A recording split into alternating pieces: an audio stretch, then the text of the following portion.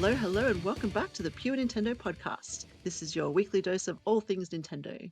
My name is Gemma, and joining me again this week, I have my excellent friend, I have Kirk. Welcome back, Kirk. Hey, how you doing? Doing pretty well, thank you. How are you? I'm good. Yay, awesome. And we're recording a bit later than usual, so this is going to turn around quickly today. It's actually Monday for me, and this launches on Monday, so bit of a tight turnaround, but that's okay. We've got a lot to talk about, including, of course, Princess Peach Showtime, which is out now. So we've been playing that one, and we'll talk about that a bit later on. We've got a bit of an update on the Zelda movie, a bit of an anniversary that happened during the week, as well as the games we're playing. So let's start off with what was trending during the week. I noticed, and I don't know if you noticed this as well, Kirk, but I noticed on good old Twitter that Paper Mario and Princess Peach were both trending a couple of days ago. Did you happen to notice that, or you're not on Twitter enough to notice trends? I don't. I don't know if the trends that I get are they tailored for the type of things you search for. I don't know how it works. I I don't get a lot of know. Seattle Seahawks Probably. news. Yeah. So Okay. no, nothing on the. Oh, and of course Nintendo rumors. Oh Nintendo yeah. Switch 2 was trending for me for quite some time, but no, I did not see anything on Mario. No, I did see Peach. I did Yeah. see, Okay. yeah, but I didn't click through to see what it was about. That's okay. That's okay. I did, so you're all good. Well, good, you got us covered then. You could Yeah. drive the conversation forward. Yes. Well, Paper Mario was trending because, as we know, recently on March the 10th, on Mario Day, that we saw the announcement of a release date for the game. And pre-sale, like you can pre-order it right now, and pre-orders sold out on Amazon, which was pretty cool. I don't know what that number looks like. I don't know how many Amazon had, and I think I saw somewhere that they would probably get more. um but that was pretty cool. Like, people are obviously very excited about this game, Paper Mario and the Thousand Year Door, which I think we said last week you haven't played this before, right? This was a GameCube game originally. And Correct. yes, Correct. okay, Yeah, cool. So, the first Paper Mario I played was after this one. mhm, yeah. And so even people who have played it like myself, I'm very excited to play it again. It is a really good game. But as I said last week, I'm excited for my son to play it because he's never played it, and for people like you who have experienced the series in other ways and get to try this one almost like a new game. So, um, there's not really a surprise, I suppose, that it's selling out. And I haven't pre-ordered it, but I don't tend to pre-order too often. Maybe something like Tears of the Kingdom, I think I pre-ordered because I wanted the bonus that came with it. What else have I pre-ordered? I don't know. Just random things. Usually it's a Zelda title, actually, I find, because they have good pre-order specials. Yeah. Anyway, yeah, so that was Paper Mario. So it's doing very well. Sounds like it's gonna sell well, and hopefully, I mean, how do we feel about reviews of games that we already know because they're kind of remastered or whatever? It was already a good game. Do we would expect reviews to be good again the second time around, right? Like Super Mario RPG fared well and it was already a good game. We would expect this to be, unless something goes drastically wrong, like frame rate issues or something. Yeah. I don't know. Yeah, I think whenever I review a game that's a reissue, remaster, of course, any updating they did, you take into account. But I kind of always like to Mm, review it as if this is the first time I played it. Who cares what it looked like 10 years ago, 15 years mm, ago?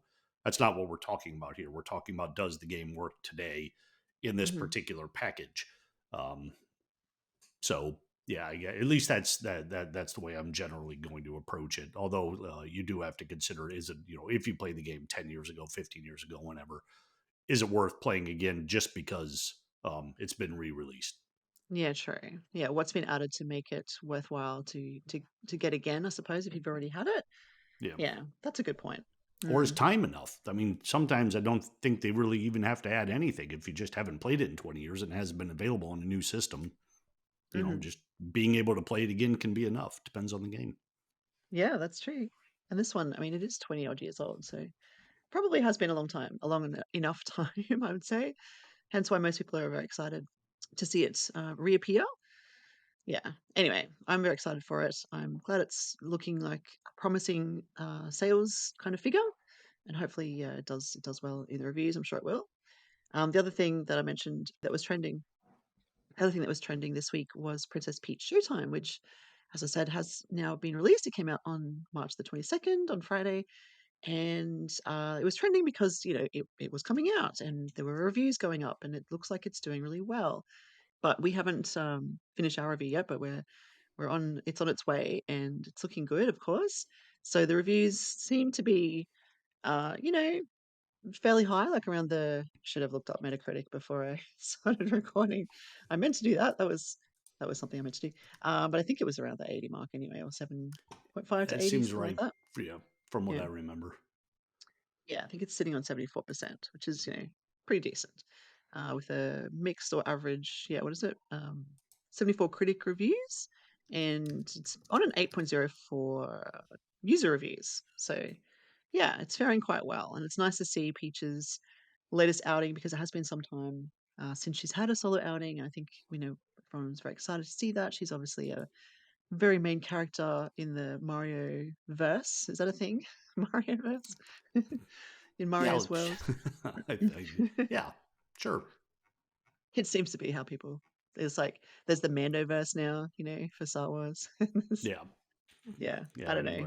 Everyone wants their own verse. Everyone Yeah, takes a verse. exactly, exactly. Yeah, so Peach, finally has this game where she can kind of show off her skills, and it's all about her. She's the protagonist. Um, yeah, and she's kind of a kick-ass heroine who does her thing and does it really well. So I'll talk more about it when I talk about my time with it. But yeah, I did notice that it was trending, and seems quite a positive, fan reaction and critic reaction, which is really nice to see. And did you hear anything about that? I know you haven't yourself played. Did you play the demo in the end or not? No, no, I didn't No, grab the demo. too busy with other long, games that Yeah, consume a lot of that's time. yeah. The games Yeah, I review, I'm sinking 60 to 100 hours into. So unless the yeah, demo's leading exactly. to a review, I kind of have to leave those behind most of the time. Yeah, that's it. We can excuse you for that. You're a very busy Thanks. person. Yeah. So anyway, yeah. So Princess Peach, it's very looking very positive, which is awesome. It's really good to see, especially when it's a new. This isn't part of a franchise. Like it's not like another Luigi's Mansion. If we see another Luigi's Mansion, we kind of we know what to expect from it because we've got a few already we've seen and played. Same with Paper Mario or any of the other series that we know and love. This is the new game, completely new kind of IP with a character that obviously we do know and love, but she's doing something different and unique, and that's always a bit of a risk, but it seems to be paying off for Nintendo. So yeah, we'll see. And as I said, we'll get on our review as well. But I'll talk more about it when we talk about games we're playing. Yeah. Yeah, I will say I've been scanning through these Metacritic reviews because there was one that was negative or 1% Oh, negative. I think really? yeah, What? yeah. There's only one on here. And having not played the game, the criticisms may be completely valid. I will note that most of them at the end, or at the bottom, do sound like the game wasn't what they wanted it to be, as opposed Right. to the game doesn't succeed at what it's trying to be. So, like Okay. I'm not going to criticize the criticisms because I haven't played the game. They may be completely correct. Yeah. But yeah, I do think that's something that pops up sometime is, oh, I finally get a Peach game and I'm really excited to play. I'm like, wait a minute, I wasn't the target audience for this for various Yeah. reasons. So negative review. It's tricky, I guess, because how do you balance Yeah. that? That's kind of an objective versus subjective opinion, I suppose. But yeah, it is tricky. Anyway, the other piece of news that I thought was really interesting this week was that there was a bit of an update on the Zelda movie. There was an interview with Wes Ball, who's the director, and he sounds pretty passionate, which, you want from a director about a project like this. And he's sort of saying things about the world that he wants to create for the movie. He's been apparently thinking about it for a long time, which makes sense. And, for me, I wouldn't want someone to just jump on board who's not at least familiar with the source material and kind of passionate about it. And he says, how cool a Zelda movie, would be, which I think we would all agree that the concept itself sounds cool, but there's a lot riding on it. So he wants to fulfill people's greatest desires. He knows it's important. The franchise, of course, it's important, and so a movie the related to that is very important. He wants it to be a serious movie and a real movie that can give people an escape. Then he goes on to say that the thing he wants to create is something that feels real. And then he sort of clarifies that serious comment by saying something serious and cool, but fun and whimsical. So there's a lot there. It's kind of a It's kind of a contradiction, though, right? Can you little be bit. serious and whimsical at the same time? If I he mean, I can, he's going to suppose, try to do it. but Yeah. Yeah. I suppose it's a balance, isn't it? You know, there's going to be some, maybe a serious plot overarching this whole thing. Link has a quest, yeah. I suppose. Yeah. Yeah, and I guess, Um, being serious and whimsical would be better like serious and dire. I mean, mhm, it's not like, say, The Lord of the Rings, where there was this big, heavy mhm, oppression like throughout the whole movie, and the Zelda games tend to not have that, at least not, not layered on that thickly. Um, mhm. so yeah, well, it sounds good. It sounds like he's like he said. I'm looking at the quote here, and he has the word "serious" mentioned in here quite a few times. Yeah. So he's Yeah. serious about making a serious movie. More Yeah. power to him. Yeah, that's it exactly. There's a lot of pressure, I think. I don't know if I'd Yeah, like to be in his shoes. Like on the one hand, it's almost an honor to be, the director of such a big franchise, like a huge gaming franchise, and the first time it's been translated to film. That's an honor, but there's a lot of pressure that comes with that. yeah. There's a lot of And no matter fans. what he does, he could make a movie that's getting 98% approval from critics on Hmm. Rotten Tomatoes or Metacritic or what have you, and there will be fans who didn't like what he did with it.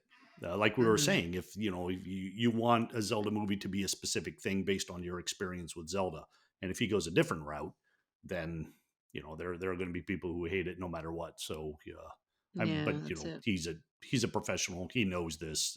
Just going to make the movie he wants to make and hope it resonates with the majority of viewers. Yeah, exactly.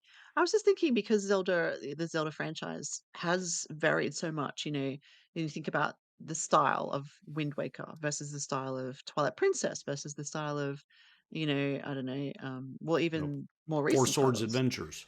Yes, exactly. Yes. We're gonna have a Even, Zelda movie with the actors standing on each other's heads, yes. If they jumping can onto somehow, ledges they can't reach alone. if they can tie that in as an Easter egg, that would be great. But there's a lot of different styles to draw from, and whether we consider the movie as just its own style, and maybe that could help people differentiate. Like, oh, it's not like the games. But which game is it not like? Because they vary Yeah, themselves a lot. yeah, So maybe if we consider that this is like a side, just a little, I don't know, side project or side quest. I don't know. Something that sort of branches off from the not the timeline, just branches off from the main series, and it's like its own little pocket, capturing elements that we like, but it's gotta be different. It's gotta be somewhat different. It's gotta introduce some new things and ways of doing this series, I yeah, suppose, justice? Yeah. yeah. And I think that's the way you have to go. I wouldn't take one of the games and turn it into a movie. You take elements here and Mm. there for the fans so they can recognize a Yeah. certain dungeon or something from a game. Mhm. Yeah, But exactly. I think Nintendo probably is going to have their fingers deep in this and, make Mhm. sure, obviously, that anything that they're doing fits within the Zelda canon or at least takes it in directions they're happy with it going. Mhm. Because that's the thing that they would do to upset fans the most is if he introduces elements that make no sense or contradict something, like especially an element of a game that's somebody's favorite, then that's when everyone's going to be up in arms.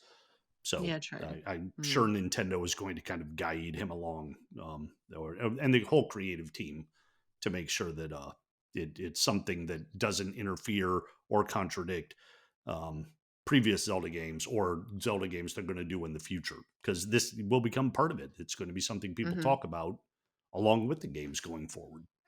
Yeah, absolutely. Yeah. No, I think that's a very good point. Yeah, Nintendo definitely will be involved, along the way. It's gonna be a partnership, I think, to be honest, yeah. Like a lot Yeah. like the Mario movie was, they were obviously very involved with that, and that worked out well, that was, mostly pretty positive, I think, from fans and critics alike. So yeah, hopefully this can do the same sort of justice to a different franchise. Yeah, and I bet that's part of it when they're deciding who's going to develop and even write this is how easy is this person going to be to work with? Because Yeah, you don't want true. a director who halfway through production is getting tired of the Nintendo brass saying, "Wait a minute, we don't like this. Yeah. Change this, add this," because they're bound to be Hmm. doing that. It's it's their name on it. It's their property. Yeah, that's So true. That's true. yeah, And it's different to when, like, you hear about Disney executives or whatever getting involved with Star Wars and taking over that creative process and it sort of backfiring.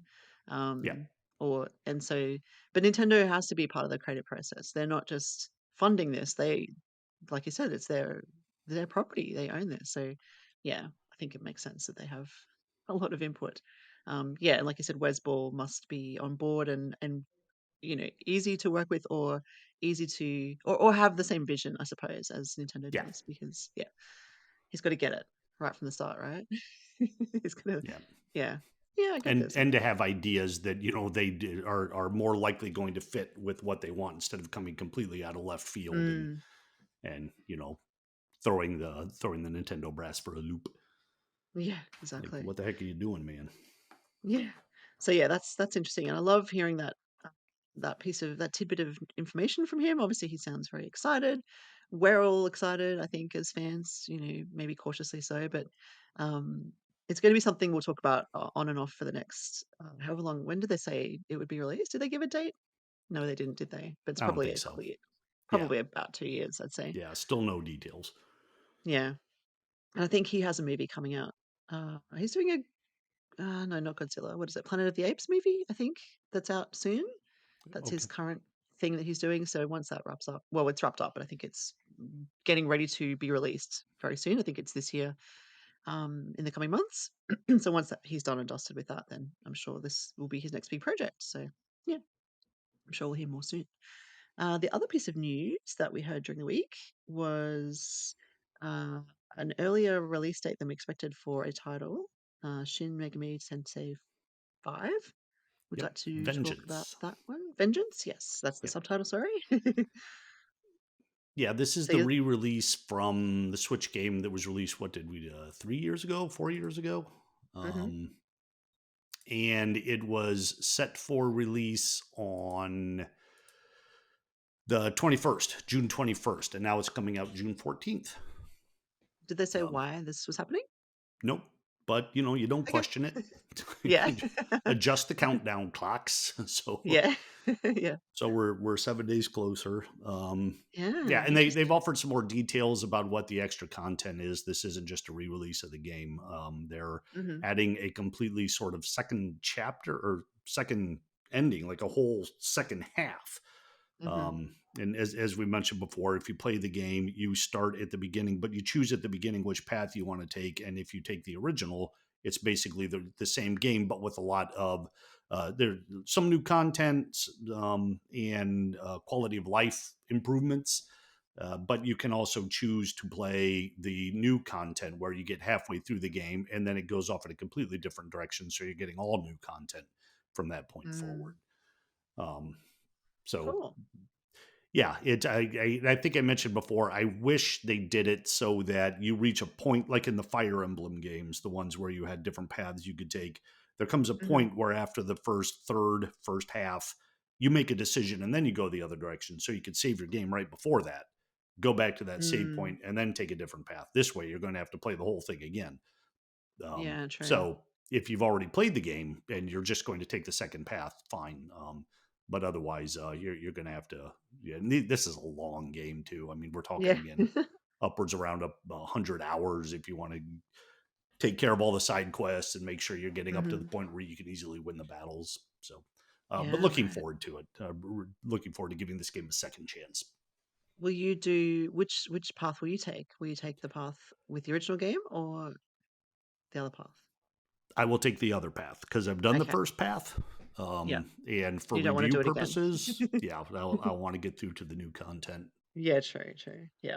No, that's good. I mean, it is good they give you that option, I suppose, so newcomers can enjoy the full story, I guess, as well, without Yeah, having. But then people like you who have already done it, can just get straight into the new stuff and enjoy that as well. So yeah.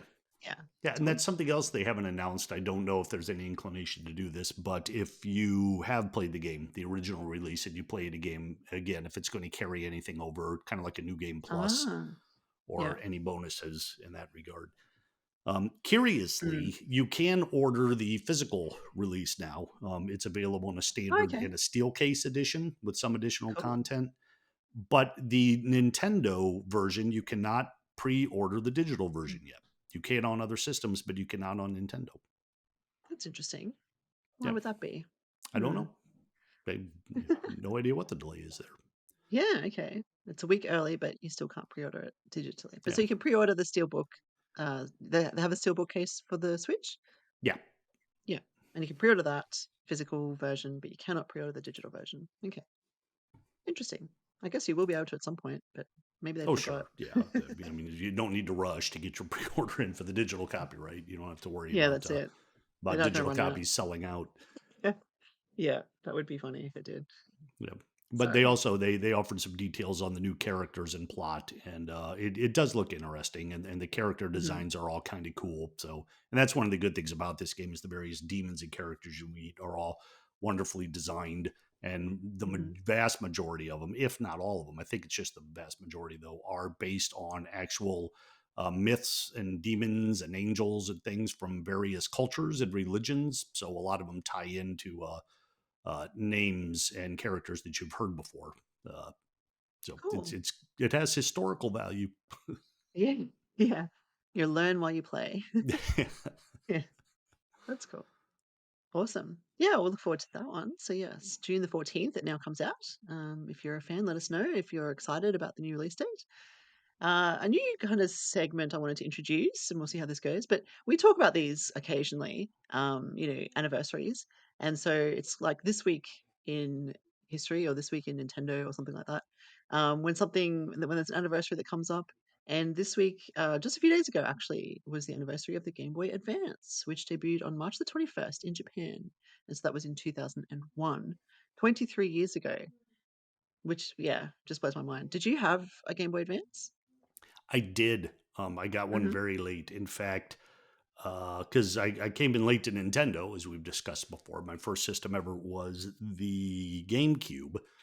Mhm. And after I was having a lot of fun with that, I decided that I wanted to be able to play Nintendo games with me. Where you know what it was? It was Zelda. I got so huge into Mm. Wind Waker, which was the first Zelda Right. game I ever played, that I Cool. decided I wanted to play more. So the second game I picked up, I bought a Game Boy Advance specifically to play the Minish Cap.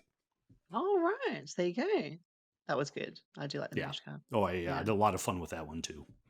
Yeah. It's great. It's a great one.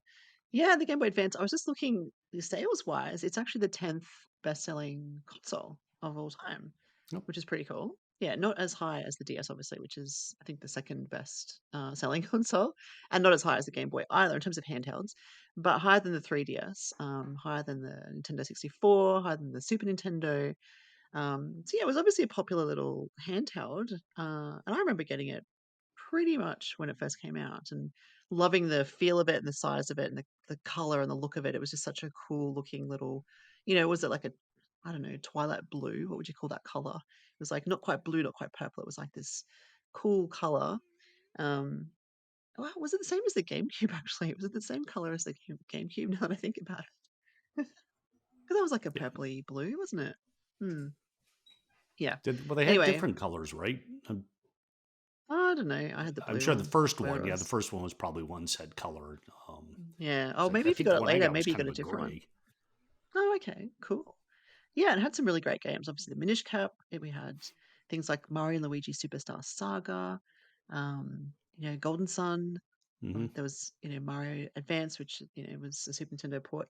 But yeah, there were heaps of great games. It was really fun. I remember the little cartridges were really. I just like those cute little cartridges. They look like Game Boy cartridges that have been squished Yeah. down into half size. Yeah, so Yeah, and I yeah, it like was the a way, and it's such a dumb thing to even care about, but on the handheld device, I like the way when you push the cartridge in, it went all the way in, completely flush. There yes, was nothing yes. sticking out. You don't always Mhm, get that with systems. mhm. That is true. Yeah, Yep. it felt like I was Even somehow completing the system by putting a game in. Like this is the last touch. done. Yes, Invention finished and ready to exactly. test. Yeah. No, that is a cool point. Yeah. Even like the Switch now with a little, what did we say we called them? I think we called them cartridges last week or whatever, but we Yeah, don't, were they cards? Cards, yeah. cards Cards. of cards. Yeah. Um, I always forget which way to put it in. Like, oh, is it that way? Is that way? It's like, and it's not like flush. It's obviously it's got a little like a thing that closes over the top to protect it, and you have to push it in, properly. And it kind of has that little rebound thing, like when Yeah, you like that push it. satisfying click and pop back up into place. Yeah. Yeah. Yeah. Yes, yes. Very different to the Game Boy Advance. Yeah, so it was a great little system, and that's why I thought just worth mentioning. Obviously, it didn't come out worldwide at this time. This was March 21st in Japan. That typically that's where we see, or at least back then, we saw lots of things come out in Japan first because Nintendo is from Japan. These days, I think, do we see things like the Switch come out worldwide at the same time? Is that how that works? Or did it come out in Japan first as well? I think, yeah, it was. I'm pretty sure it was the same time. I mean, give or take the hours. Maybe Mm, mhm. expanded across a day, but yeah, I'm pretty sure it was.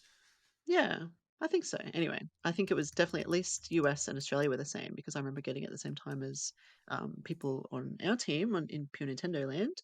Um, yeah, so it seems to the gap is closed. It used to be such a big difference, like years, in the 90s or even I guess the 80s, when we have the Nintendo Entertainment System, I guess things like the Game Boy, Super Nintendo, these things were years apart from at least from Australia and and Europe and the US probably maybe closer to months, but I think this one came out in June in the US, so about a 3-month delay from Japan to the US. Yep. And obviously, yeah, 20 odd years later, we see things come out a lot more closely, if not concurrently, which is, yeah, a sign of the times. Things change.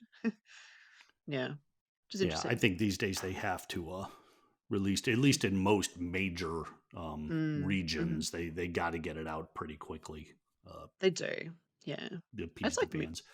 yeah, even movies used to do that, didn't they? Now they seem to be a lot more concurrent as well. Like we see major movies come out kind of worldwide at the same time. Like I said, Yeah, most territories. Whereas it used to be, oh, it'd come out in America and then it wouldn't come out in Australia till months later. And then of course people just download it. So because yeah, there's no way to see it here otherwise. Anyway, that yeah. was a bit of a side note there. Yeah. So the Game Boy Advance, if you're listening and you enjoyed the Game Boy Advance, let us know your favorite game on that system or your favorite memory with that. We'd love to hear from you. I think I also just realized I didn't have the Game Boy Advance. I had the Game Boy Advance SP. Oh, cool. That was a different shape, wasn't it? That was like a little Yes. square or a rectangle, I Yeah. think. Yeah, and Yeah. that's what I was thinking of. With everything I was just saying about the Game Boy Advance in my head, it was all the Game Boy Hmm. Advance SP. So if everyone's like, wait a Okay. minute, I know that doesn't sound right. Now, Yeah, hopefully okay. it does. Yes. Thank you for clarifying. Yeah. No. My friend did have one of those. I only had the original Game Boy Advance. Yeah. When it came to the DS, I did have several versions. Like I got the original, I think they dubbed the Fat because it was quite big compared to the um the later iterations. And then I had, a normal DS and then a light and then a I can't remember all the different ones. XL, I think it was an XL, and then of course the 3DS. So yeah, so many Yeah. different versions. Yeah. So it's interesting they don't do that as much now. Like the Switch only has 3 versions, right? So there's the OLED, the light, and then regular. Yep. We used to see so many versions with handhelds. I guess it's a hybrid, and I don't know. Yeah. Interesting. Mm. But I think in a lot of cases, it was just a matter of making it bigger, or they probably Yeah, found a true. more streamlined way to manufacture it that was going to save them manufacturing costs. So, well, all right, let's switch to Hmm. this and save some money. Yeah, true. That's true. Yeah. So happy anniversary, Game Boy Advance. Thank you for the memories. Many happy memories. Yeah, absolutely. Let's move on to the games we're playing. And I'll start with the big one, which is Princess Peach Showtime, which I was very excited to pick up. I did get it a little later than the release date just because it was a busy weekend and it was my birthday actually. So I had a very busy celebratory weekend, but I did pick it up yesterday and gave it some good time and I'm really enjoying it. I'm very happy to talk about it because we talked about the demo a few weeks ago, and that gave us a glimpse of two of Peach's powers. First of all, I guess, I don't know, disappointed is not the right word, but I was surprised, I suppose, that the demo doesn't carry over. Like you have to start again with the full version, which is fine. It's only like you only play through 2, um, levels, I suppose, in the demo. So you do those again. And what I did just with my family was, there were 4 of us sitting around, 3 kids and me, 'cause I have my, nephew over as well, and we all took turns playing different levels of Peach, Princess Peach Showtime. And that was really fun because, it's a one-player game, obviously, but we're all watching each other and giving each other tips and things like that. And what we did was we jumped straight into the Sword Fighter Peach, which is the first one. And that was in the demo. I'd played through that one, but my kids hadn't. So they'd done the Paticio one. So they started with that one. And then, we moved on. And straight away, you open up quite a few. There's Cowgirl Peach and Paticio Peach, of course. And what was the other one? Ninja Peach. So we played through all of these, and they are so fun and so different. And I think the best thing about this title is its variety and its um, kind of light mood and atmosphere. Like it's just so cute and fun and engaging. There's a lot of positive aspects to this game. So, for example, I mentioned Sword Fighter Peach a few weeks ago because that is in the demo, and obviously you have a sword and you're brandishing the sword and taking down these kind of cardboard cutouts of these crazy vine things and other enemies. Then you move on to Ninja Peach, and suddenly you can hide in grass. And so when Peach walks into any area, like a wall or grass, or even in water, so she's standing in a grass area. Suddenly she holds up this little cardboard grass picture, and it's like a disguise. It's just the best. I love it. And then when she jumps in water, she has a little bamboo stick that sticks out to help her breathe. It's like That's fun. yeah. It's like these little details that they put in, that bring it to life so, so well, and really carries it and makes it so engaging. Even though it's not a particularly hard game, you can tell it's targeted for a younger audience, but, as an adult player, I still found it really enjoyable and just like I said, it's a light game. It's not hardcore, it's not even Mario level of hardcore, if you want to call Mario hardcore. But in terms of the platforming, it's not super difficult. My kids, lost lives a few times. So and as I said a few weeks ago, also you have to collect 10 they're called sparkle gems, I think, in each level. They didn't collect all of them. They missed a few. They got maybe 6, 7, 8 kind of thing, depending on which level they were playing.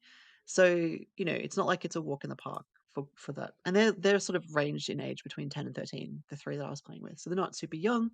They're pretty avid gamers. They know their way around a game for sure. And so they were having a good time. They collected some, if not most of the items, but obviously there's room to go back and collect more. And then the cowgirl one is interesting because that has this new mechanic, which is like a lasso. Do you say lasso or lasso? We say lasso. Lasso. Okay, lasso.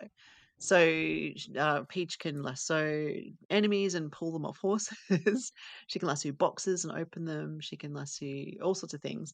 The horse, we still kind of glimpse this in the trailer, but the horse riding chase, whatever you want to call that. She's riding a horse and chasing someone else on a horse. That's really, really fun and really cool and uh, well made and well designed. The whole thing is a theater, obviously, that's the premise of the game, um, and the little touches like the curtains on the side or the way the horse kinda has a string attached to it and the background moves along behind it, it's just the attention to detail is terrific. They've done a really, really good job with that. So, it's a very fun game to sort of jump into and enjoy from a simplistic point of view. Like I said, it's light. I'm gonna use that word a lot because it's not super deep, but it's still super fun and engaging. So I'm looking forward to getting through the rest of it before I kind of write up a review on it. But yeah, very happy with it. Very pleased with the aesthetics and the gameplay and just the variety because yeah, there's still obviously there's 10 that we know of. I don't know if there are more that were surprises in the full version. If there are, I don't want to spoil that, of course, but yeah, there's at least 10 that we've seen in trailers in terms of transformation powers. So that variety is huge and wonderful and really gives Peach her time to shine. I think is the gist of it, the main point there. So yeah, it's really cool. How long is it taking you to get through the levels you have completed? Well, They're pretty. Um, they're not super short, but they're, I guess, maybe 20 minutes each or something like that. So, they're not like 2 minutes or 5 minutes. They're not like just quick and over really quickly. They're probably, yeah, between 10 and 20 minutes per level, which is good. So decent lengths. I just don't know how many there are yet. That's a question I haven't been able to answer because I've not played enough of it. So, like I said a few weeks ago, it does say Sword Fighter 1, for example. And then you've got Patissier 1 and Cowgirl 1 and Ninja 1. And I don't know how many there are within each area. We Okay. just went through and kind of tried them all because they were all different and unique. But I don't know how many sits beneath that. I don't know how many Sword Fighter levels there are. Yeah.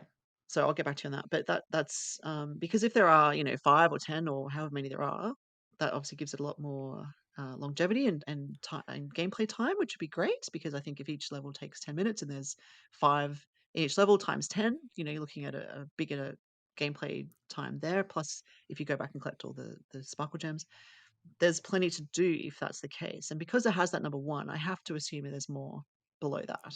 Um, so yeah, Yeah, looking forward to I seeing. especially think if they're that short, then you'd be Yeah, able to finish the whole game in a matter of hours if it didn't have exactly. multiple Yeah, levels underneath. So, yeah, and totally. that's what I was getting at is how long do you think the game will take to complete?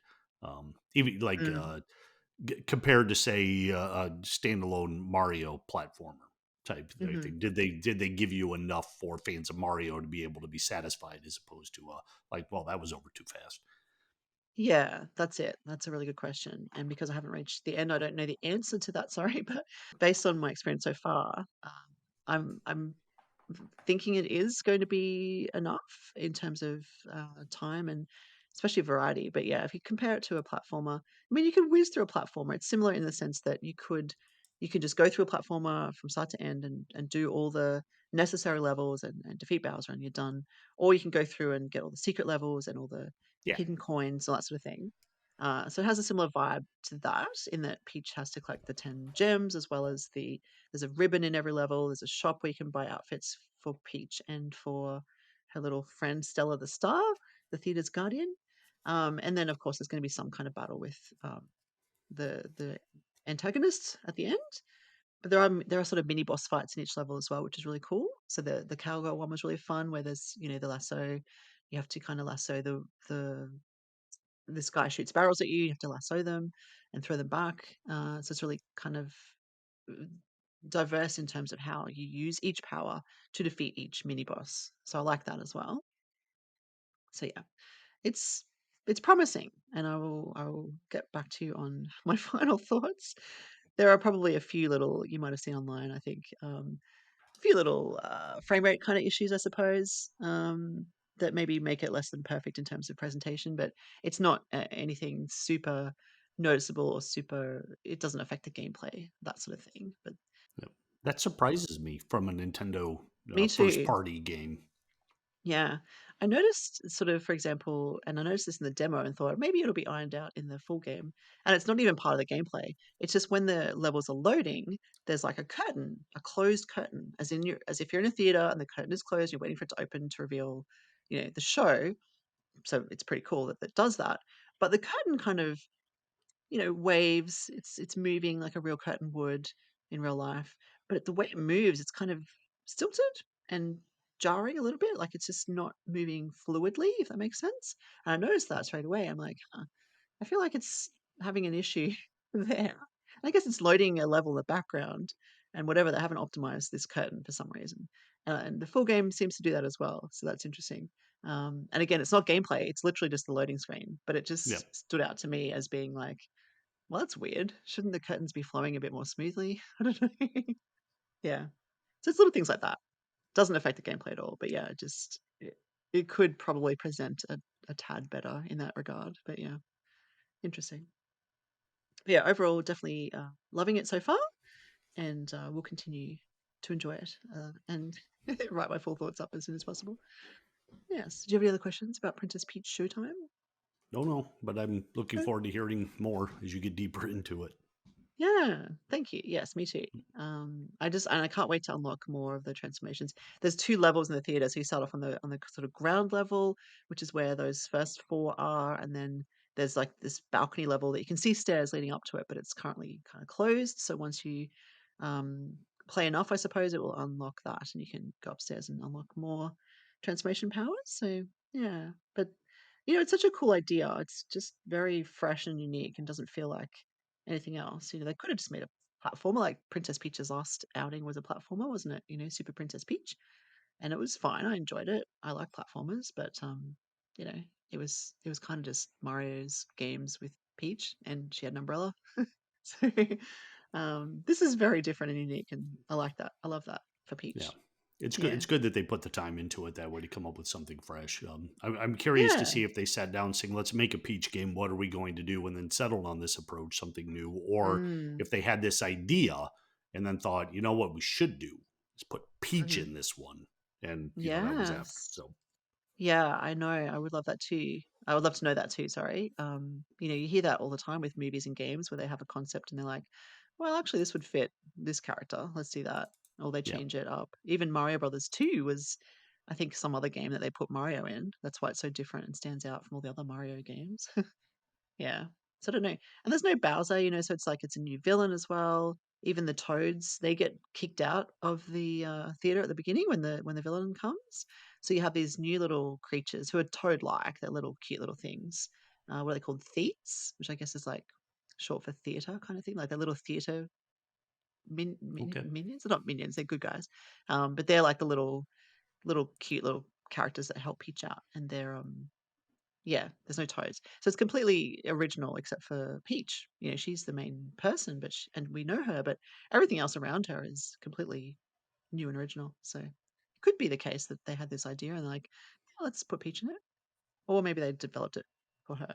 I don't know. Until we hear from, I guess, the sort of director. Maybe if someone interviews the director and finds out for sure, that would be cool to know. I don't know. If you know, listeners, let us know. yeah. Yeah. We're relying on you sometimes. Sometimes, yes, exactly. Well, let's move on to what you're playing this week. Oh, is this the one you were playing last week? The Vale Shadow of the Crowd. Yeah, This, and yeah, I had a really interesting experience with this game this week cool. Because I loved the because sound of it last week. Yeah. yeah, this is the game that was developed for blind gamers. Mm. So there are no visuals. The gameplay is completely binaural audio. Hmm. Um, and I started to play it a little bit, got into it, talked about it last week, but I had an interesting opportunity with it this week because yesterday, as we're Hmm. recording this, I drove my wife, my daughter, and my mother in law up into Cleveland to see the musical Annie. Hmm. I wasn't going to watch Annie. So I then I drove to a park up on Lake Erie in Cleveland and went for a hike. And I took my Switch with me, my Switch Lite that I had this on, and sat down on a bench overlooking the lake, put my headphones on, and then played this game just like completely out in nature. Um, Wow. and the thing I liked about that is a lot of the game does take place near rivers and such, so the sound of the lake, and it was a very windy day. In fact, I wasn't able to stay out there too long because I did get too cold. I Hmm. bragged in the past about how I don't get cold, but that breeze coming off the lake can be pretty intense when it's a 35-degree day Oh yeah. in Cleveland. But I usually don't like playing games outside because the sunlight washes out the screen and you can't Mm. really see what you're doing. But this game does not, in any way, shape, or form, require the screen. So I was just able to sit out there. There was no one else around except, curiously, some pheasants, and I ran into some deer. Um, Nice. and was able to play this game just like out in the wild like that. The way they talk about the Switch being portable and you can Hmm. go out and play it whenever, and I really did it with this game and enjoyed Wow. that time. Like I said, I got cold and went back and played some more in the car before the play ended, and I had to drive back to the theater. Yeah. Um, but yeah, it's still it's an interesting game. It does. I'm a few hours into it now, and it does get a little bit repetitive, which I expected. Hmm. There's only so much I think from my point of view, and more creative people may feel differently, but it's kind of like a combat RPG, and you can only make it so complicated if you're relying specifically on audio for the cues as to when your attack Hmm. and where.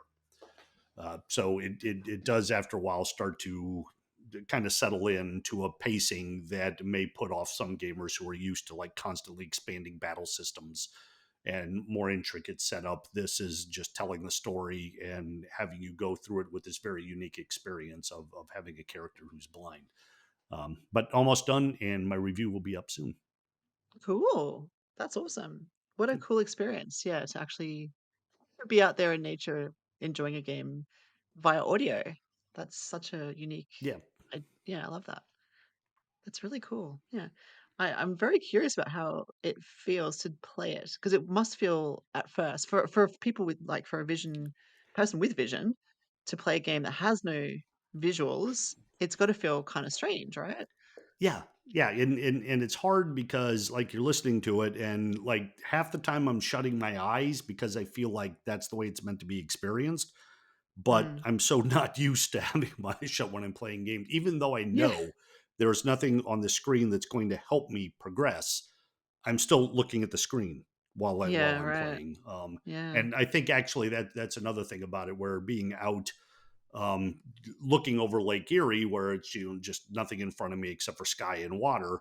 I was able to kind of zone out staring at that instead of actually shutting my eyes, and that kind of helped me get into it more in a way. I didn't feel like I was making it harder on myself by closing my eyes, even though I'm not. It still feels that way Yeah. for for a guy like me who has sight. Mhm. So it is experience, and you kind of have to adjust to it a little bit.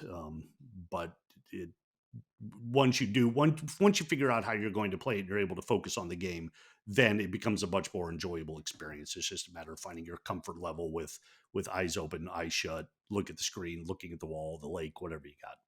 Yeah. Is it like is it does it feel like an interactive um like audiobook kind of thing? Like you're hearing a story and then you have to input decisions? Or is it No, based on like timing? Do you have to yeah, it's react quickly? timing. Yeah, Okay. most of the gameplay is timing. You kind of just have to pick up the audio cues to figure out where you have to turn, where you have to swing. Mm. You Mhm. will like it'll say you're walking, and as you're walking, certain things get louder as you approach them, and that's how you know you're going in the right direction. If like you need to approach a river, for example, that's one of the first things you had to do, so it sticks out in my mind more. Mhm. As you're walking, you can hear the river getting closer, and if it's not, you know you're going the wrong way.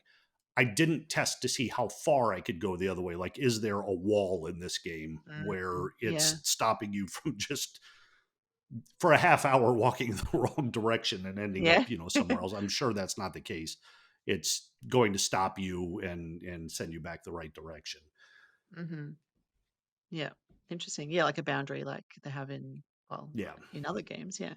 Yeah. Yeah, Yeah. and but again, the audio is so well done throughout the whole thing. It's so rich that it's really fun to listen to. In fact, you know what I'm going to compare it to real quickly, and this is Yeah. kind of obscure. There was, I think it was back in the 80s. It might have been the 80s. There was a radio station that was doing a Stephen King, the author, wrote a radio play that was using what they called this new kind of, I can't remember what they referred to it. It was kind of 3D audio effect that you were getting with normal headphones. It was meant to be like a radio play instead of a book. So you were just to sit down and listen to it like a radio play. And some of the audio effects that they used in that were really cool. I have no idea what it's called, what this was called, but it sounded like things were behind you and to the left, and there was like a some kind of bug that felt like it was circling your head at one point. And that's what it's like in this. They're just paying so much attention to the audio and making sure that that is the main experience, that it becomes a Mm. really cool experience. Wow. Yeah, that's awesome. What a unique idea. That's really cool. I wonder if it'll open up, the way for other similar titles. I would hope so. I would hope that people are able to play this game and think, you know what would have been cool, and then find out a different way to do the technology so it can get more in depth than what this is. Mm. Yeah, hopefully. It'd be interesting to see some reviews from vision impaired users as well to see how they find it. I Yeah, assume, the experience is the same, but obviously they are coming from a place where they've got vision like you have. So I would love to hear how they've how it's been received, I suppose. Yeah. yeah. And after I publish my review, I may search for some to see what people say. I Mhm. don't want that to affect what I'm thinking as I'm playing it. I Mhm. want to just think about it as a as me playing the game. What was my experience like? Write the review, and then I'll see what any blind gamers would have had to say about it. Yeah. Awesome. Oh, thank you for the update on that one. The Veil Mm, Shadow of the Crown. So it's out now, correct? yes. Yes.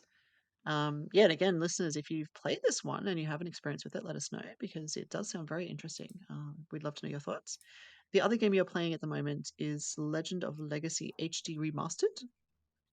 Yes, and this one goes back to the conversation we were having about when you re-release a game and you don't put a whole Hmm. lot more into it. Is it worth the second play? Yes. Um, this game was developed by Furyu. Am I saying that right? Furyu. I, I don't know. yeah, Ryu? It sounds like Ryu. Yes. Ryu. Yeah, I'm not sure. Hmm. It's published by NIS America. It originally came out. What was it? It was a while back. It was 2015 Okay. for the 3DS.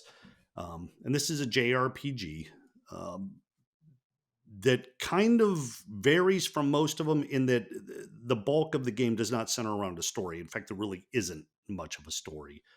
At Hmm. the beginning of the game, you choose from one of 7 characters, and then you're kind of put into this. It's an island of, I believe it's called Avalon, the island of Avalon, Hmm. and your purpose is to kind of just explore and fill out a map, and that's really it. Now there's a lot of combat along the way, and there's a basic story, and depending on which character you chose, you can get a different ending.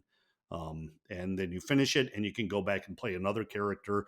Of these characters, most of the time at least the ones that I did play through, you meet the others, they become part of your team, but your team progression affects how you advance Hmm. because it's mostly built around your positions. When you go into combat, and the combat is all turn based, you choose a position that's going to focus on your attack or your defense or Hmm. magic or something like that. You choose the position. You can unlock more positions as you progress.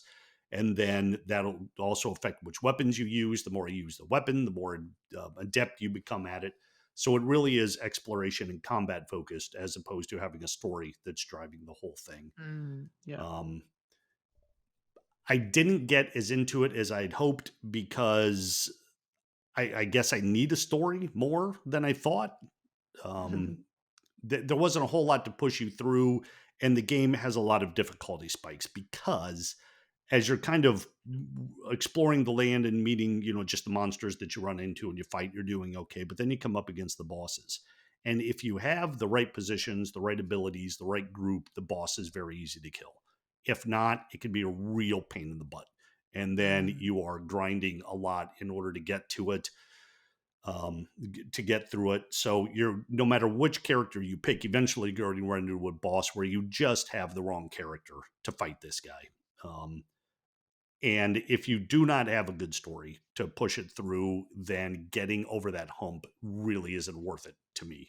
I don't like grinding forever if I'm not invested in anything other than beating that monster. yeah, yeah, Um, so that makes as sense. far as the update goes, I didn't play the 3DS version. I like the visuals a lot. There's a lot of detail. The colors are really saturated. It's a fun world to explore. In fact, it's kind of funny because as you're exploring the land, like in video games, they'll often talk about what is it where you're walking and you don't see a tree, and then suddenly you now see the tree. It just pops into place. Oh, You get yeah, you get that yeah. criticism a lot with a Switch because it can't handle that much depth. I guess Mhm, in the environments. But this one's kind of a top down thing, and the way they pop in, it's like it was done on purpose. It's almost like you're walking, and then it's like a picture book, and it pops up into place. mhm. So it's very Cool. fun to explore and it's fun to look at. But there's just if you're not into the combat and filling out a map, then it's not a very compelling game to play. Mm, yeah, yeah, and I like what you said in your review about the name as well. Like, it's Oh. such a generic, forgettable name. Yeah, Legend of Legend of Legacy. Legacy could have been Yeah, Legacy of Legend. Yeah, it's you took 2 words that you see in a lot of games, put them side by side and together. yeah, I don't know what it means. yeah, yeah, yeah. The Quest of Adventures. You said it could be just Battle of generically. Combat, I think. Yeah. Yeah, it is a forgettable name. Yep. Like, it's just not it doesn't stand out, does it? It does sound Yeah. very much like, oh, was it Legacy of Legend or Legend of, like, yeah, I can't even remember which one it is now. So, Yeah. yeah. And the same company Furio released another game like this a couple years later, also for the 3DS, that has been updated for the Switch. They updated it a few years ago for the Switch, called the Alliance Alive, which has a lot of the Mm, same elements. I will say I like the Alliance Alive much better as a title.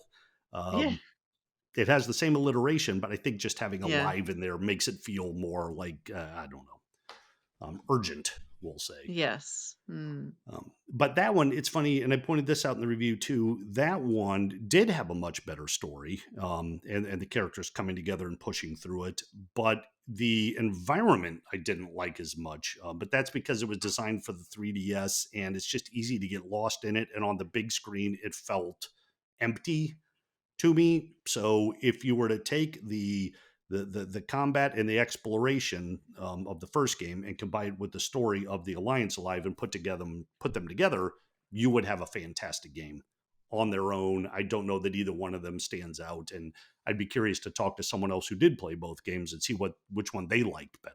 yeah, interesting. They could do one of those Legend of Legacy X Alliance Alive, Yeah. crush them together. If that's what the X means in game titles. That'd be cool. Then you would get your whole game as opposed to two halves. Yeah. Yeah. But Yeah, yeah, if interesting. you're a Mm. JRPG fan and you're looking for like a kind of a lighter game to sort of fill the gap between other things, it's fine. It's just Yeah. compared to the other games that we get now, it just seems kind of small and as I mentioned before, non compelling. Yeah, I mean, your review gave it a decent score, like, it's fair, right? And Yeah, the review is online, so listeners can check it out on the website on purenintendo.com. It's up there right now. Yeah, it would be interesting to see, what other people think, but yeah, that's your review, and, I mean, given it is, uh, what is it? A remaster, I suppose, isn't it, of, an 9-year-old game? So what made them think this game was did the original one do really well, or was it well received? Like, this needs to be remade for the Switch. I wonder why they thought to do that one as opposed to making a new game or enhancing this game in some way that to add more of a story or add something unique and special to give it more life. I don't know. yeah. It just took a I'm bit. I'm, I'm not Yeah. sure. Except me, maybe they look at it and think, this game would have been more fun if it just looked better, and so Yeah. they made it look Yeah. better. Yeah. And Fair that's enough. valid. Sometimes it's Yeah. absolutely true. Mm, yeah. They say HD a lot in these titles. Is it true HD? Well, the characters look really good. Like I mentioned, there's a lot of detail and crispness to them. The backgrounds don't look HD to me. They a bit muddy. Mm-hmm. They didn't do a whole lot with that. I think anytime you take a game, because the Switch is considered HD, right? It's just not like 4K. So if you're Mm-hmm. taking a from any system that wasn't 1080p or what the official designation is for HD, then you can add that because now you're playing it Hmm. on an HD system. Um, Yeah, okay. Yeah. Oh, that makes sense. Yeah. I just see it's thrown around a lot. Well, even Luigi's Mansion 2, I think. Isn't it called HD or something? Has Luigi's Mansion 2 well, got the HD moniker next to it? For the Switch, I mean. One that's coming out in is it June? yeah, HD, I I'm think pretty it sure it's does. that. Yeah, so Luigi's Mansion Yeah, 2 HD. So yeah, and that one um was originally 3DS, of course, which was yeah. so far removed from HD. Yeah. Yes, Yeah, in fact, I exactly. liked it, and they did do this with the Legend of Legacy. See, I almost did it again. The Legacy of Legend. Yeah. They released the original, like the original trailer versus the new one, or original gameplay versus the old gameplay, to show you how Mm, much better it looks. And it, right. those 3DS games, it's funny because whenever they do that, they always look so bad. But I don't remember them looking bad on the 3DS, so I don't know if I've just gotten used to the Switch, or the fact that they were in 3D somehow made them look like more clear than they do in those comparison videos. Yeah. And maybe there's, to I don't know, like if this is on YouTube and YouTube is a certain size and format and they have to zoom in on the Yeah, 3DS yeah, that footage could to be make it too. Sure. it could be blurry. I don't know. Because yeah, you're right. It does always look terrible in comparison videos. But maybe they do that. Maybe they make it look a little bit worse to make that comparison even greater and like, hey, it does look a lot better. Wow, it Yep. looks really bad back then. I mean, at the time, the 3DS I thought looked pretty awesome. So I don't Yeah, know. it wasn't often I looked at a 3DS game and thought I can't stand this. Yeah. Yeah. Yeah. Exactly. So yeah, I wonder if it is just looking at something old on modern tech. Like, when you look at if you tried to play an NES game on a big screen, it would look awful, right? They have to format it the right way. Even when you play virtually through the Switch Online, it does look different, but they have to kind of, it's formatted for the TV. Like it's not just it's emulated, I guess. It's not just Yeah, putting it how it was back then. They have to kind of run it through the modern whatever tech to get it to look right. It's interesting. Yeah. yeah. Things do Oh, change so much. and that's kind of funny too. We were talking about Kung Fu Panda before we started recording, but after Max Yeah. saw Kung Fu Panda 4, he wanted to watch the first one again, and he grabbed the DVD and went to put it in, Oh, and my yeah. older son wouldn't let him do it. Said, "No, I'm not going to Why? watch something on DVD. It looks crappy. We'll see if we could find it streaming." Oh, Well, wow. it really, yeah. He's like me. Like he notices that thing. Most people in my family could probably watch it on VHS and be like, "Yeah, whatever." But Sam and I, Yeah, are like, yeah. no, no, we know what No. this can look like. I don't want to stare at a DVD quality picture. Yeah. That's hilarious. Did you find it? I think it's on Netflix or something, right? Yeah, Yeah. they ended, or we watched it on something. Did it have commercials? It might have been something else, like one of the channels, like TBS or TNT, may have had it, so we had to watch it with commercials. Okay. Yep. Oh, that's hilarious. Yeah, we still have a DVD player we rarely use. It's only if something that we can't find yet on streaming platforms that we might have. Like Harry Potter's not always available, for example, on streaming services. It comes and goes on different platforms over here.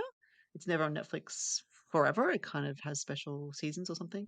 But we have them all on DVD. So sometimes if we feel like watching something like that, for example, we'll pop it on and watch it that way. Yeah. I guess I'm not that fussy. I don't really seem to notice. Although maybe the last little, maybe 6 to 12 months, I have noticed more if I watch something, that's been acquired over the internet or on a DVD. I have noticed that it doesn't look as sharp as it could. Like, huh. Yeah, I think I'm starting to notice, yeah. Uh, this could look a lot better. So Yeah.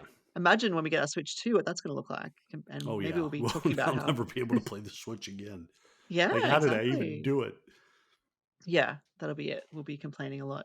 And we don't really have any Switch 2 rumors this week. It's not been, I don't think, a very big week for Switch 2 talk online. We haven't really noticed too much, so we might just forego that for this week. But of course, Yeah. listeners, if you have any Switch 2 rumors that you would like us to discuss, please leave us a comment or DM us on Twitter/X. And if it's worthy, we will definitely talk about it. Happy to get any other comments and questions as well. Please let us know your thoughts on the show. Did you have anything else to discuss, Kirk, before we wrap things up? No, I don't think so. Wrapping up a couple reviews, I'm looking forward to talking about. I will finally have my Unicorn Overlord review ready to go. So I think Oh, next week exciting. I'll wrap up my talk Yeah, on that game. brilliant. Definitely looking forward to hearing your final thoughts and whether it will indeed be in your contenders for Game of the Year. I'm sure it will be. Yep. Yes. Thank you very much. Thank you, Kirk, for joining me again this week. It's always a blast chatting to you about all things Nintendo. Thank you, listeners, for joining us as well. We hope you enjoyed the show. Let us know your thoughts. Please leave us a review on one of the streaming platforms. You can follow us on Twitter/X. You can follow us on Mastodon or Blue Sky as well. And if you'd like to support us, please head on over to patreon.com/pure Nintendo. We'd love your support. We do put out a magazine, current issues out now. So we'll begin working on our next one very soon. And until next week, thank you and game on, everybody. Bye.